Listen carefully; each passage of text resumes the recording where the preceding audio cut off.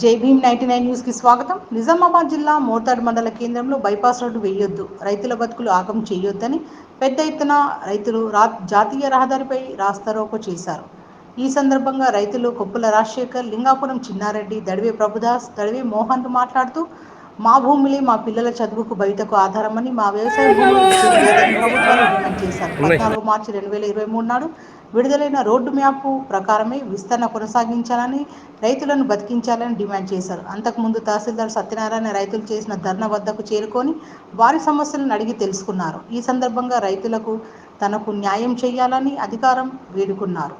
ఈ కార్యక్రమంలో మున్నూరు కాపు సంఘ సభ్యులు, రైతులు తదితరులు పాల్గొన్నారు.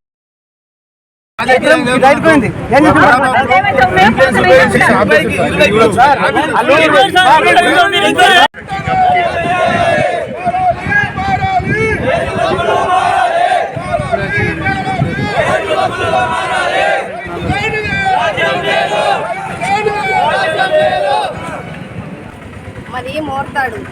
ఇక్కడ భూములు మళ్ళీ రైల్వేకి పోయినాయి, కొన్ని మళ్ళీ వరదకాలకు పోయినాయి. ఇప్పుడు మళ్ళీ బైపాస్ అని ఉన్న భూములు అన్నీ పోతున్నాయి. మేము ఏం పంట పండించుకోలే, ఇట్లా బతకాలి. మరి ఉన్న రోడ్డుకి వెళ్ళి కాక మళ్ళీ బైపాస్ అని మా మోర్తాట్లోనే మళ్ళీ బైపాస్ ఉండగా మళ్ళీ బైపాస్ అని పెట్టి బైపాస్ రోడ్ అని మా భూములన్నీ పోతున్నాయి. 3 పంటలు పండే భూమి, కొద్దిగా భూమి అయితే మేము ఎట్లా బతకాలా ఏం లేదు. రైతు లేనిదే రాజ్యం లేదు. అలాంటి దేశంలో మరి రైతుల మీద ప్రతిసారి దెబ్బ మీద దెబ్బ. మా మోర్తాడు గ్రామంకు 1995లోనే మాస్టర్ ప్లాన్ తీయడం జరిగింది. ఆ మాస్టర్ ప్లాన్ ప్రకారం 200 ఫీట్ల వెడల్పుతో రోడ్డు వేయాలని చెప్పి మాస్టర్ ప్లాన్ 1995లో రిలీజ్ చేయడం జరిగింది. ఆ నిబంధనకు విరుద్ధంగా ఇప్పుడు ఏదో అధికారం వలన దేని వలన ముందుకు వచ్చి కట్టుకున్నారు. పోతాయని తెలిసి రోడ్డు పోతాయని తెలిసి ముందుకు వచ్చి కట్టుకున్నారు. ఇప్పుడు 2023 మార్చి 14 నాడు ఒక గెజిట్ రిలీజ్ అయింది. గ్రీన్ హైవేలో భాగంగా ఈ రోడ్డు రిలీజ్ అయిన జరిగింది 2003 మార్చి 14 రోజు. ఆ రిలీజ్ ప్రకారము ఉన్న రోడ్డునే యథావిధిగా పొడిగించుకుంటూ కొనసాగించాలని చెప్పి రిలీజ్ అయింది. దీని ప్రకారం ఏదైనా మలుపులు ఉంటే చేస్తే స్టేట్గా వెళ్ళాలని చెప్పి కొన్ని మలుపులు తీయడం జరిగింది. ఆ మలుపులో ఉన్న ఇల్లు పోతున్నాయి కాబట్టి వాళ్ళు అబ్జెక్షన్ జరుపుకున్నారు. ఇప్పుడు బైపాస్ అనే ఒకటి ప్రతిపాదన వచ్చింది. కావున ఈ బైపాస్ మేము భూములు ఇవ్వదలుచుకోలేము. ఎందుకంటే మేము గతంలో మాకున్న భూములలో రైల్వే లైన్ ద్వారా కానీ వరద గినాల ద్వారా కానీ చాలా భూములు కోల్పోయాం. తర్వాత ఇప్పుడు బైపాస్కు ఇవ్వమంటే మా ప్రాణాలు తప్ప మిగిలింది ఏం లేదు. మేము అందరం చిన్న సన్నగారు రైతులం.